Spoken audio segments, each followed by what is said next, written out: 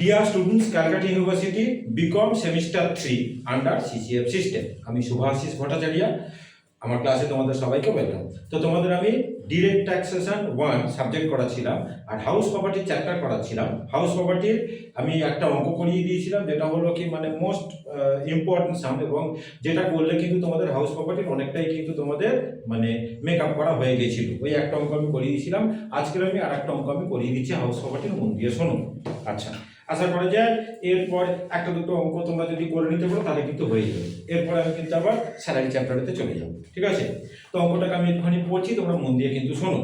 আর যেটা বলবার আমার, অঙ্কটা তো নিশ্চয়ই আমি ইউটিউব চ্যানেলে আমি আপলোড করে দেবো, তো তোমরা আমার চ্যানেলটাকে একটু সাবস্ক্রাইব করো, বন্ধুদের মধ্যে একটু শেয়ার করে দিও, একটু লাইক করে দিও, ঠিক আছে?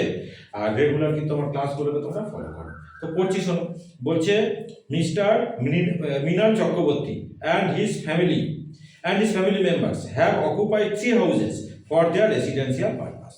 তাহলে এসএসসি যে মৃণাল চক্রবর্তী ওর ফ্যামিলির সমেত ওদের 3টে বাড়ি আছে, 3টে বাড়িকে কিন্তু ওরা রেসিডেন্সিয়াল পারপাসে কিন্তু ইউজ করে, ঠিক আছে? The particular of the houses which were constructed by mister Chakraborty for the previous year 2024-25 আর অ্যাজ ফলোস, ঠিক আছে? আচ্ছা, তো বাড়িগুলোর বলছে যে কনস্ট্রাকশন হয়েছে which are constructed by mister Chakraborty আমাদের প্রিভিয়াস ইয়ার 24-25 কিন্তু বাড়িগুলো মানে তৈরি হয়েছে, তাই বলেছে ওরা, ঠিক আছে? তো 3টে বাড়ির ইনফরমেশন দিয়েছে, মিউনিসিপ্যাল ভ্যালু আমাদের বলে দিয়েছে, ফেয়ার রেন্ট আমাদের বলে দিয়েছে, ঠিক আছে? এরপর আমাদের স্ট্যান্ডার্ড রেন্টও দিয়ে দিয়েছে, তারপরে মিউনিসিপ্যাল ট্যাক্স পেড আমাদের দিয়ে দেওয়া আছে, ফায়ার ইন্স্যুরেন্স প্রিমিয়াম পেড আছে, ডিউ আছে। ফায়ার ইন্স্যুরেন্স প্রিমিয়ামের কিন্তু কোনো ফাংশন নেই, আমাদের লাগে না কাজে। আচ্ছা, current year interest on loan আমাদের বলে দিয়েছে। রিপেয়ার্সের কোনো ফাংশন নেই, রিপেয়ার্স আমাদের আসে না হাউস প্রপার্টির মধ্যে। হ্যাঁ, এবার নিচে বলছে দেখো, mister Chakraborty borrowed ₹10 lakh at the rate of 12% per annum for the purpose of construction of house number 3. The amount was borrowed on June 1, 2017. লোনটা নিয়েছিল June 1, 2017 and repaid on September 17, 2025. বলছে construction of all the houses were completed on April 5, 2022। কিন্তু ওরা বলে দিয়েছে যে বাড়িটার কিন্তু কনস্ট্রাকশন কমপ্লিট হয়েছে তোমার April 5, 2022 তে। বাড়িগুলোর কিন্তু construction of all the houses, তাহলে প্রথমে যেটা বলেছিল যে the particulars of the houses which were constructed by mister Chakraborty, এগুলো কিন্তু মানে এটার মানে বাড়ির কমপ্লিশন কনস্ট্রাকশন না, মানে বাড়িগুলোর ইনফরমেশন দিয়েছে, ঠিক আছে? বাড়িগুলোর পার্টিকুলার্স কী কী পারপাসে ইউজ করে না করে সেগুলো বলেছে।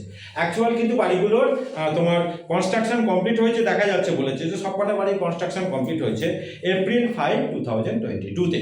ডিটেলসের রুল নিশ্চয়ই আমি বলে দেবো সব।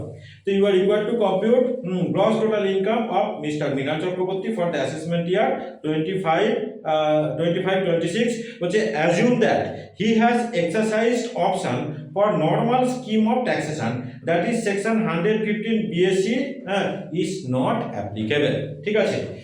তো এই 115 দেখো, আমরা জেনারেলি যে অঙ্কগুলো করি সব কিন্তু 115 বিএসসি অপশন এক্সারসাইজ না করি, ঠিক আছে? 115 বিএসসি অপশন এক্সারসাইজ না করে কিন্তু আমরা অঙ্কগুলো করি।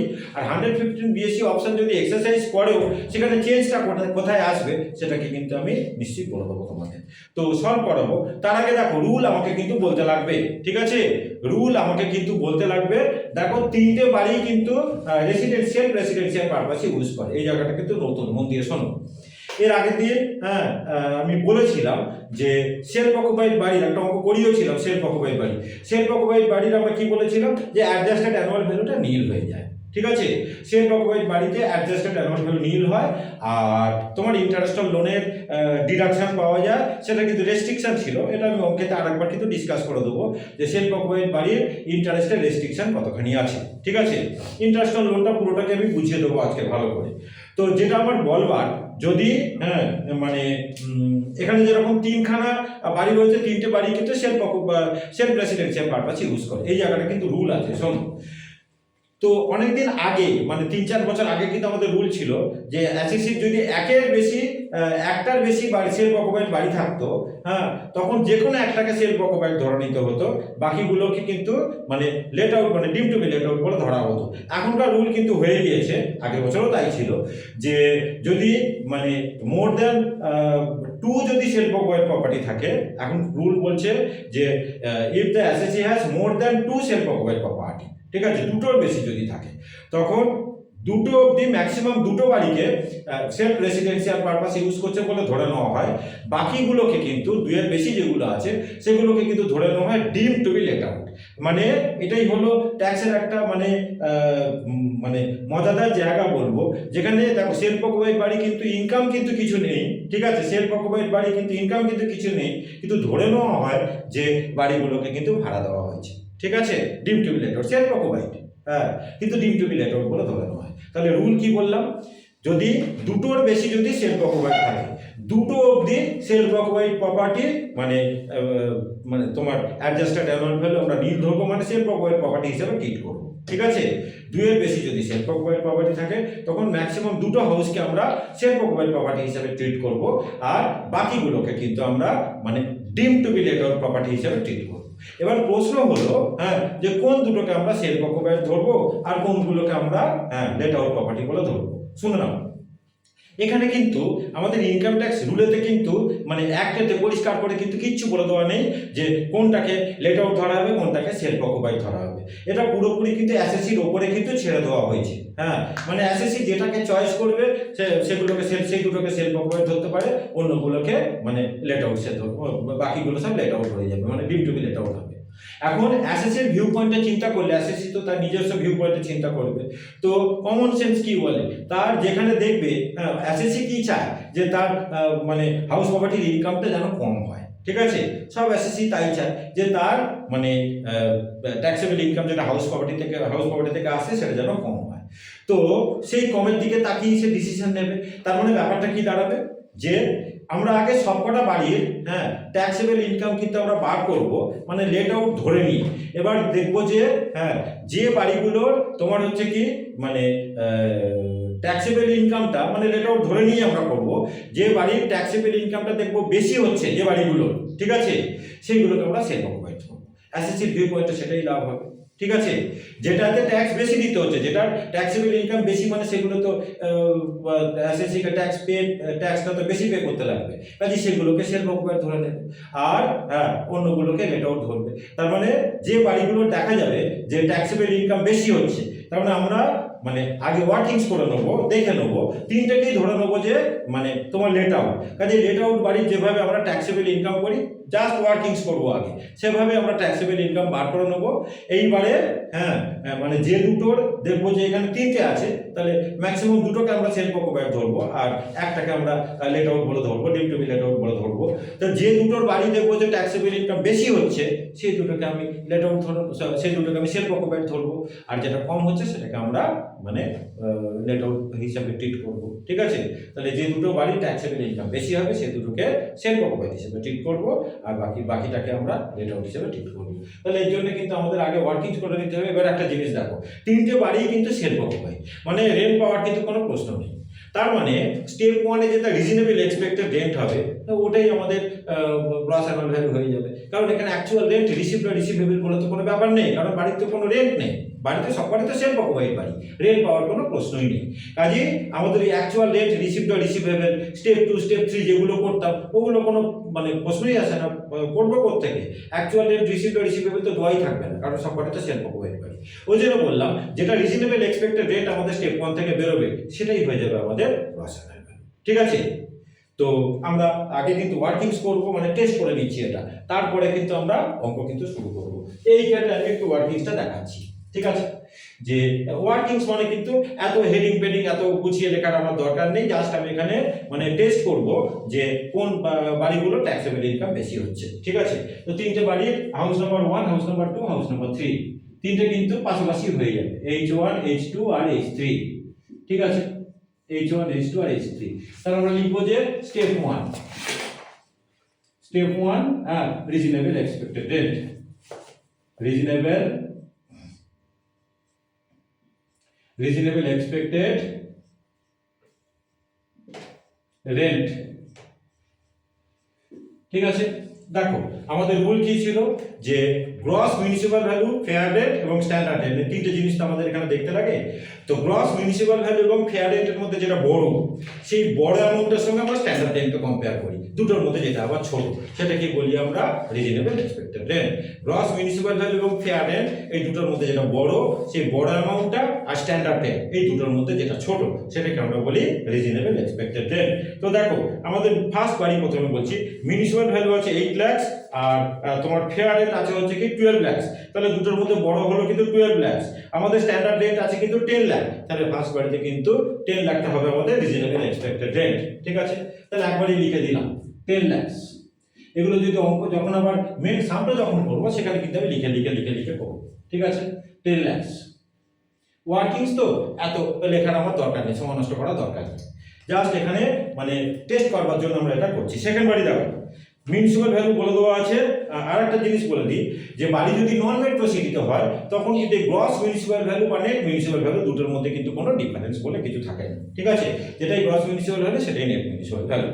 তো আমাদের মিউনিসিপাল ভ্যালু বলে দেওয়া আছে 15 লাখ। এখানে বাড়িগুলো কিন্তু আমাদের নন মেট্রো সিটি, কোথায় কিছু বলে দেয়।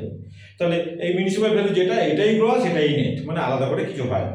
তো মিউনিসিপাল ভ্যালু আছে 15 লাখ আর ফেয়ার রেট আছে 22,50,000। তাহলে দুটোর মধ্যে বড় হলো 22,50,000 আর আমাদের স্ট্যান্ডার্ড রেট আছে 18 লাখ। তাহলে বড় অ্যামাউন্টটা মানে 22,50,000 আর হচ্ছে কি এই 18 লাখ, দুটোর মধ্যে যেটা কম, তার মানে 18 লাখই হবে আমাদের হ্যাঁ reasonable expected rent. 18 lakh, 18 lakh. আর লাস্ট বাড়িটা 3 নম্বর বাড়িটা, 3 নম্বর বাড়িটা দেখো, হ্যাঁ মিউনিসিপাল ভ্যালু আছে 22,50,000 আর ফেয়ার রেট আছে 27,50,000। তাহলে 27,50,000টা বড়, হ্যাঁ। আর স্ট্যান্ডার্ড রেট আছে আমাদের কিন্তু 30 লাখ। তাহলে এই যেটা এই দুটোর মধ্যে যেটা বড় 27,50,000 আর 30 লাখ দুটোর মধ্যে কিন্তু যেটা আবার ছোট, তার মানে 27,50,000টা আমাদের হবে হ্যাঁ municipal value, gross municipal value আর ফেয়ার রেটের মধ্যে যেটা বড়, সেই বড় অ্যামাউন্টটা আর স্ট্যান্ডার্ড রেট দুটোর মধ্যে যেটা ছোট। এখানে কিন্তু স্ট্যান্ডার্ড রেটটা বড় আছে, মানে মিউনিসিপাল ভ্যালু আর ফেয়ার রেটের মধ্যে ফেয়ার রেটটা বড় হচ্ছে 27,50,000 আর স্ট্যান্ডার্ড রেট আছে 30 লাখ। তাহলে 27,50,000 আর 30 লাখ সেই দুটোর মধ্যে যেটা ছোট, তার মানে 27,50,000। ঠিক আছে, 27,50,000, 27,50,000। এই বোর্ডটা একটু শেষ অবধি দেখা যাচ্ছে তো? শেষ অবধি দেখা যেত? ঠিক আছে। আচ্ছা, তাহলে এটাকে আমরা লিখে দেবো যে গ্রস অ্যানুয়াল ভ্যালু। আমি জিএভি বলে এখানে কিন্তু লিখলাম, মেন অঙ্কেতে কিন্তু আমি গ্রস অ্যানুয়াল ভ্যালু বলেই লিখবো। আমি বলে দিয়েছি এখানে অ্যাকচুয়াল রেট, রিসিভড বা রিসিভেবলের কোনো ব্যাপার নেই, কাজে ওইসব স্টেপ 2 বা স্টেপ 3 এসব কিন্তু হবে না, কারণ সবকটা বাড়ি তোমার হচ্ছে কি সেলফ অকুপাইড প্রপার্টি। ঠিক আছে, তাহলে যেটাই আমাদের রিজনেবল এক্সপেক্টেড ওটাই কিন্তু আমাদের হয়ে গেল হ্যাঁ গ্রস অ্যানুয়াল ভ্যালু। এবার এখান থেকে লেস করব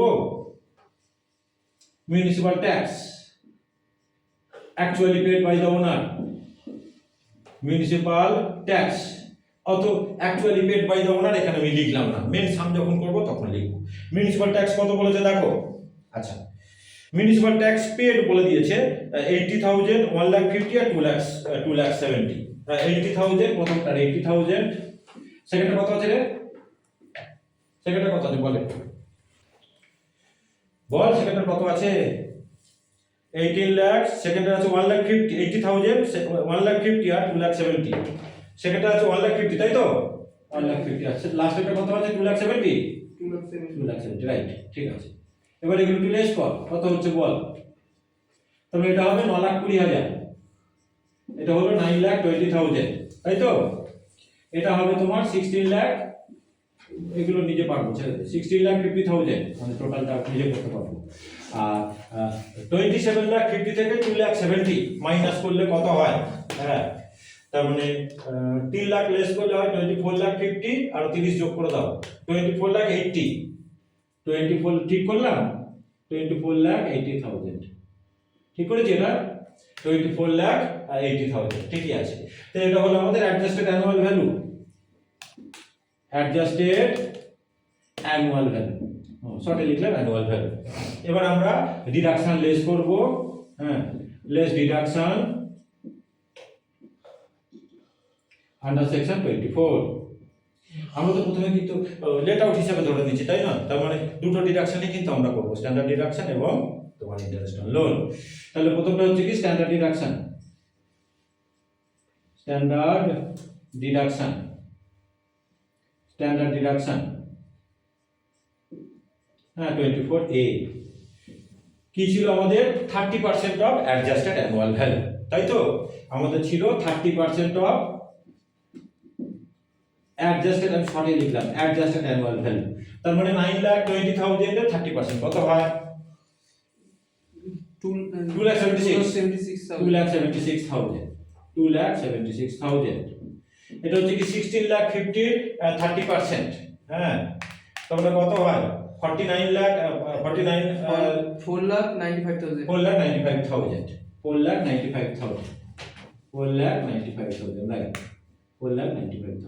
ওটা 24,80,000 তার 30% কত হয়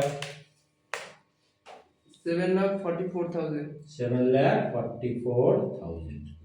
এবার এগুলো তাহলে লেস করতে হবে 9,20,000 থেকে আগে ইন্টারেস্ট অন লোন করি, ইন্টারেস্ট অন লোন দেরি আছে দেখো, interest on loan, interest on loan 24B। আচ্ছা এখানে কিন্তু দেখো ইন্টারেস্ট অন লোন কিন্তু আমাদের current year interest on loan house number 1 এতে আছে, ভালো করে শুনবে এই জায়গাটা, হাউস নাম্বার 1 এতে আছে 75,000 আর হাউস নাম্বার 2 তে আছে আমাদের 1,10,000, ঠিক আছে current year interest on loan.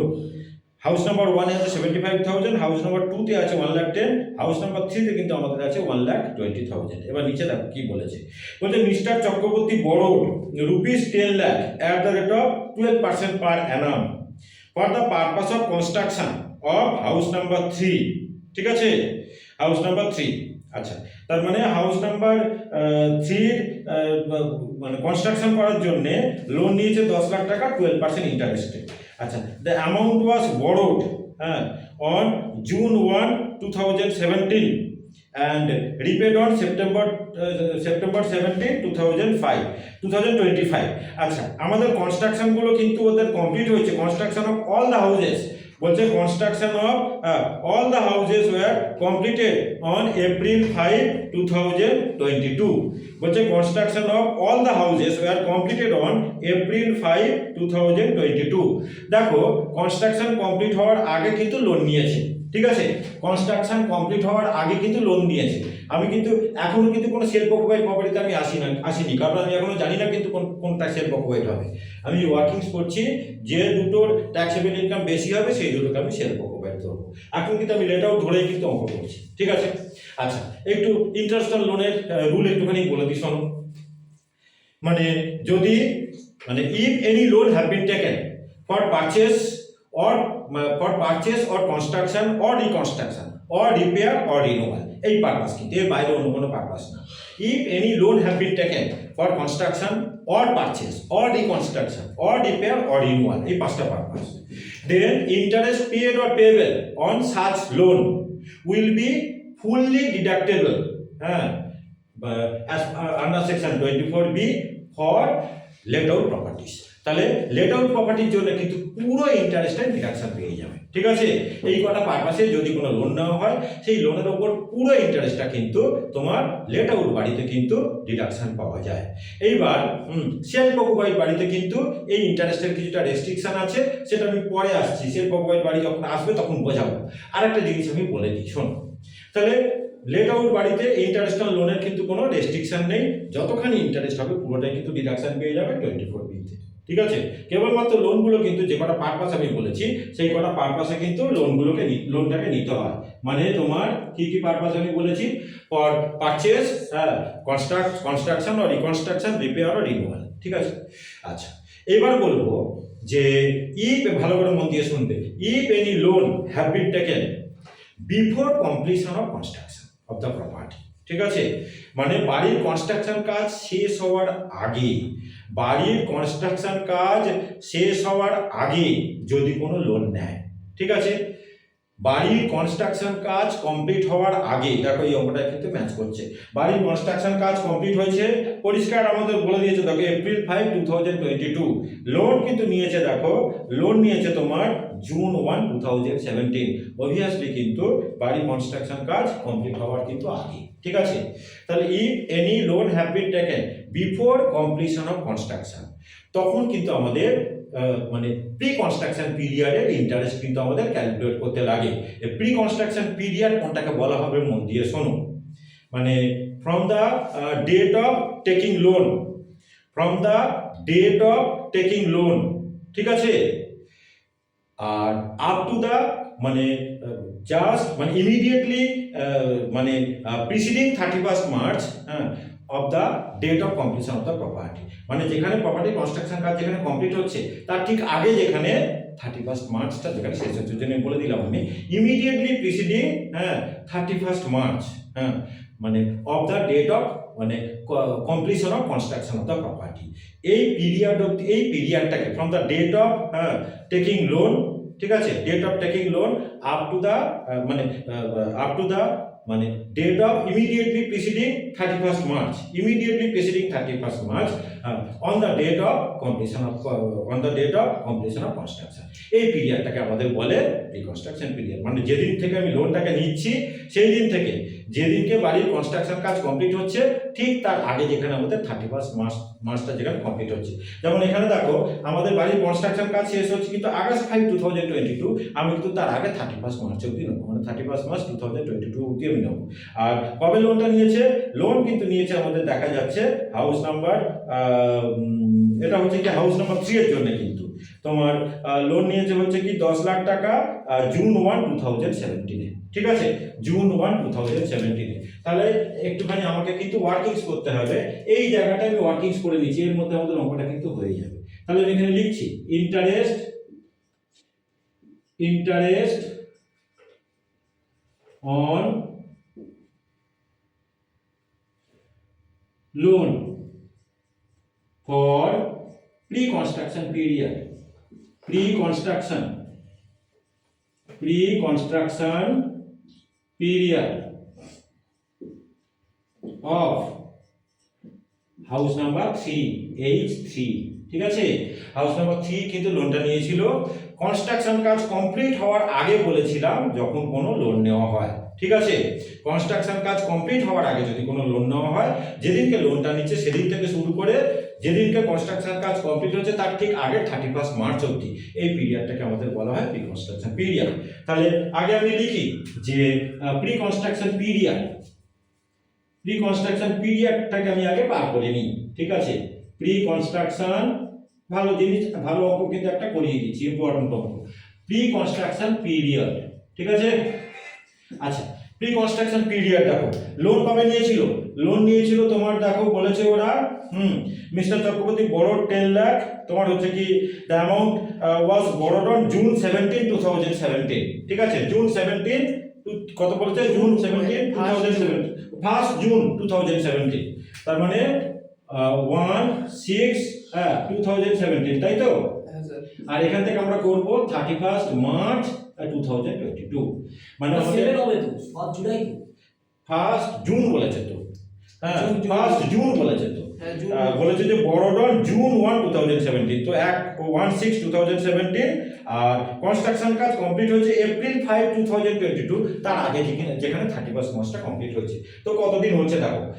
1/6/2017 থেকে 31st মার্চ 2018 এখানে কতদিন হয় June July August September October November December January February March মানে 10 মান্থ ঠিক আছে তোমার হচ্ছে কি পিরিয়ড এখানে ক্যালকুলেট করি না তোমার সুবিধা হবে দেখো যে 1/6/17 টু 31st মার্চ তোমার হচ্ছে কি 18 এখানে আমাদের হলো 10 মান্থ তাই না 10 মান্থ তারপর আবার 1/4/18 থেকে 31st মার্চ তোমার হচ্ছে কি 1/4/18 এটা 1/4/18 থেকে 31st মার্চ 19 পুরো 12 মান্থ ঠিক আছে আবার মানে 19-20 পুরো মাসের হবে মানে পুরো বছরের হবে 1/4/19 টু 31st মার্চ 2020 এটা হবে 12 মান্থ ঠিক আছে আবার হ্যাঁ 1/4/2020 টু 31st March 21,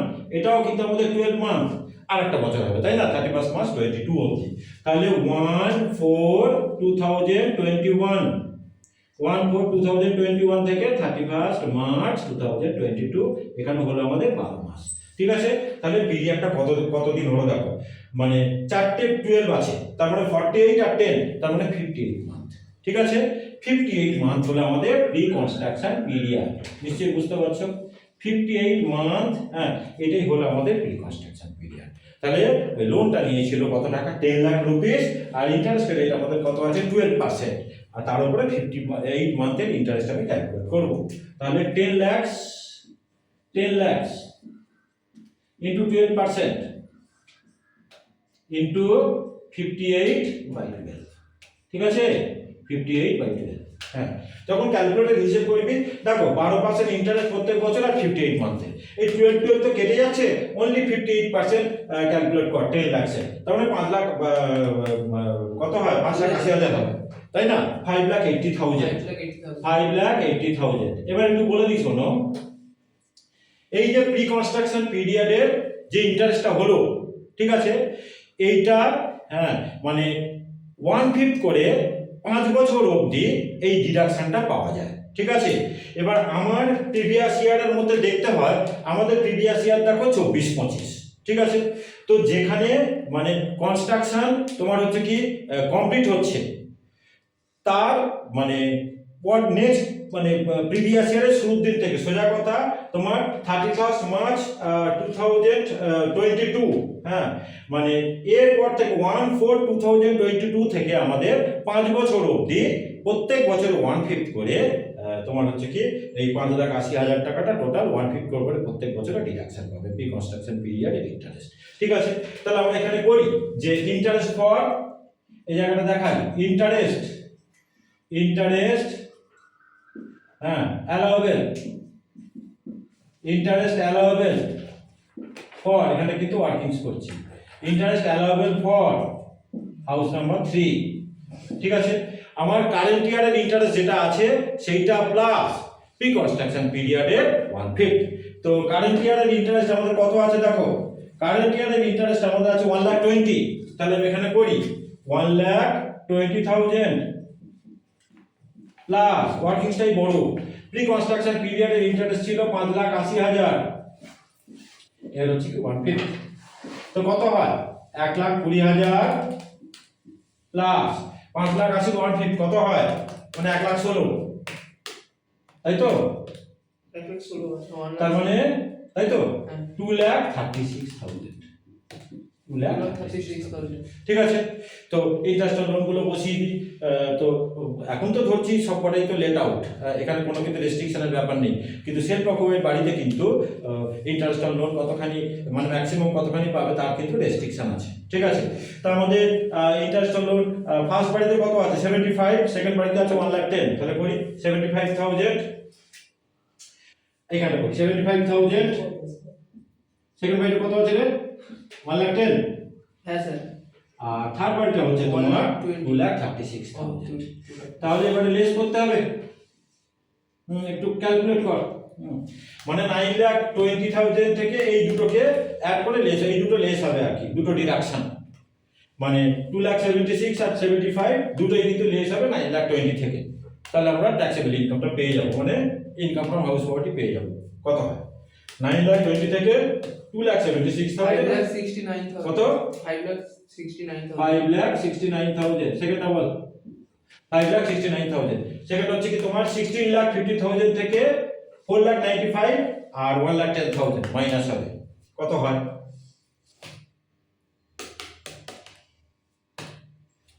10,45,000, 10,45,000, খেয়াল করো 10,45,000, আর লাস্টেরটা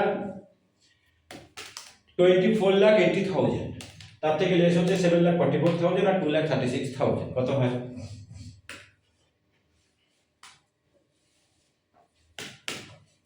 কত হয়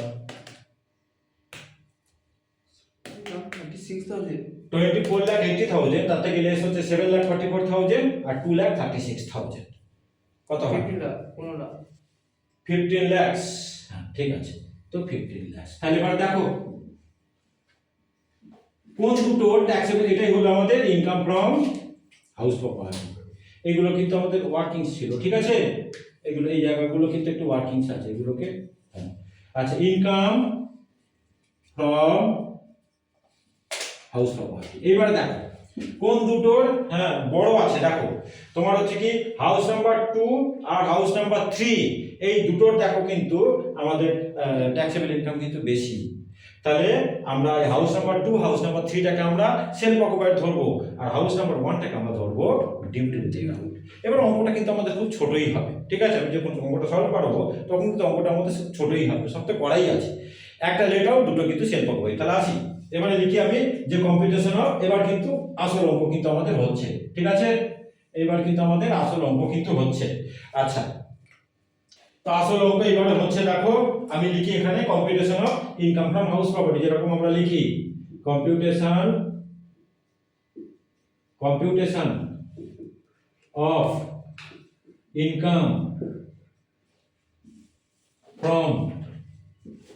income from house property, computation of income from house property of Mr. নামটা কি আছে, Mrinal Chakraborty, of Mr. M, a resident individual, এগুলো কিন্তু আমাদের লিখতে লাগে হেডিং এতে, a resident individual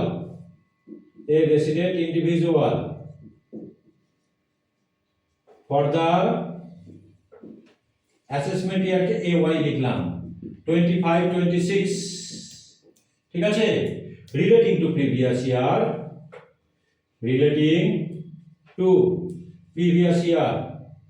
24-25। এবারে দেখো তাহলে কিন্তু আমাদের কিন্তু এখানটা লিখতে লাগবে, এটা আমি লেখার জায়গা নেই বলে আমি লিখছি না, তোমরা একটু শুনে নাও মন দিয়ে, যে আমার কোন দুটোকে আমরা সেলফ অকুপাইড ধরছি সেটা কিন্তু আমাদের লিখতে লাগবে, যে house number 2 and house number 3, হ্যাঁ, মানে treated as self occupied house property, and house number 1 হ্যাঁ treated as deemed to be let out property, মানে ধরে নেওয়া হচ্ছে লেট আউট। তাহলে আমি আগে করব হাউস নাম্বার 2 হ্যাঁ আর হাউস নাম্বার 3, ঠিক আছে, H2, তো অ্যাডজাস্টেড অ্যানুয়াল ভ্যালু নীল, তাই তো, অ্যাডজাস্টেড অ্যানুয়াল ভ্যালু নীল, হাউস নাম্বার 2 সেলফ অকুপাইড বাড়ির আমরা জানি অ্যাডজাস্টেড অ্যানুয়াল ভ্যালু নীল হয়, তাই তো, অ্যাডজাস্টেড অ্যানুয়াল ভ্যালু নীল, লেস ডিডাকশন আন্ডার সেকশন 24, বলে লিখি ইন্টারেস্ট অন লোন, শর্টে লিখছি ইন্টারেস্ট অন লোন। এইবার আমি কিন্তু রুল বলবো, শোনো মন দিয়ে, বলেছিলাম তখন যে সেলফ অকুপাইড বাড়ির কিন্তু পুরো ইন্টারেস্ট কিন্তু ডিডাকশন পাবে, একটু মন দিয়ে শোনো, সেলফ অকুপাইড বাড়ির কতখানি ইন্টারেস্ট ডিডাকশন পাবে, হ্যাঁ সেটা কিন্তু আমাদের মানে রেস্ট্রিকশন তো আছে বা রুল দেওয়া আছে, শোনো রুলটাকে বলি।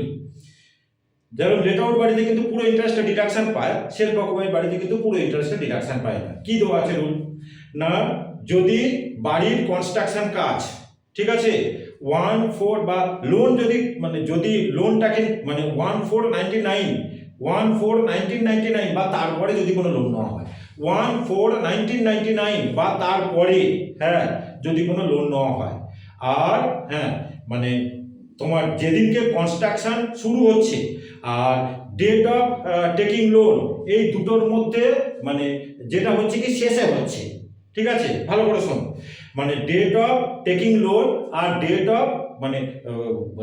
অফ মানে তোমার হচ্ছে কি বিগিনিং অফ কনস্ট্রাকশন, ঠিক আছে, বা date of starting of construction, মানে কনস্ট্রাকশনের দিন কবে শুরু হচ্ছে আর হচ্ছে কি যেদিনকে লোন নিচ্ছে, হ্যাঁ এই দুটোর মধ্যে যেটা পরে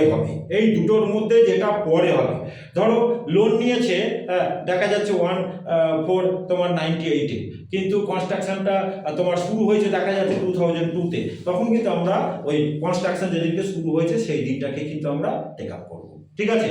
তাহলে 1/4/1999 ডেটটা কিন্তু এই ডেট বা তারপরে মানে অন অর আফটার, ঠিক আছে, যদি কোনো লোন নেওয়া হয়।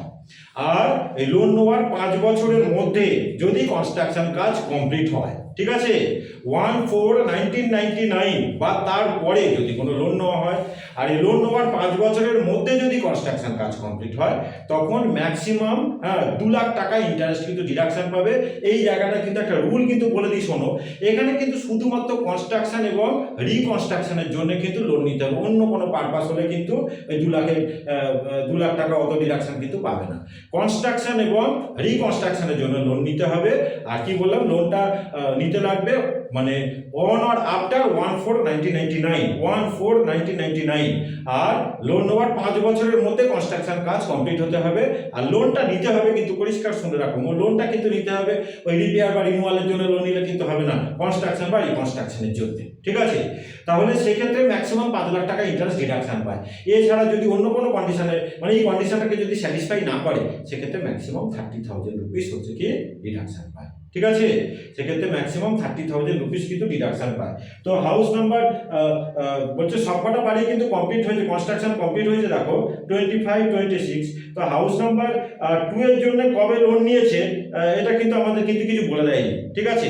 আমরা এখানে অ্যাজাম্পশন করে নেবো যে লোনটা ও 1/4/99 বা তারপরে কিন্তু নিয়েছে, এবং কনস্ট্রাকশন কাজ এবং লোন নেওয়ার 5 বছরের মধ্যেই কিন্তু কনস্ট্রাকশন কাজ কমপ্লিট হয়েছে। কারণ কনস্ট্রাকশন কিন্তু কমপ্লিট হয়েছে দেখা যাচ্ছে মানে তোমার কবে বলেছে 24-25 তাই তো।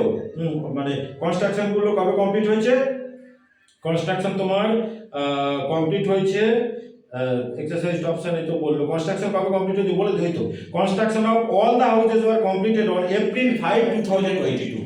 April 5, 2022 তে কনস্ট্রাকশন কাজ কমপ্লিট হয়েছে। তাহলে আমরা ধরে নেবো যে লোনটা 1/4/99 বা তারপরে নেওয়া হয়েছে এবং ওই লোন নেওয়ার 5 বছরের মধ্যে কনস্ট্রাকশন কাজ কমপ্লিট হয়ে গিয়েছে, ঠিক আছে।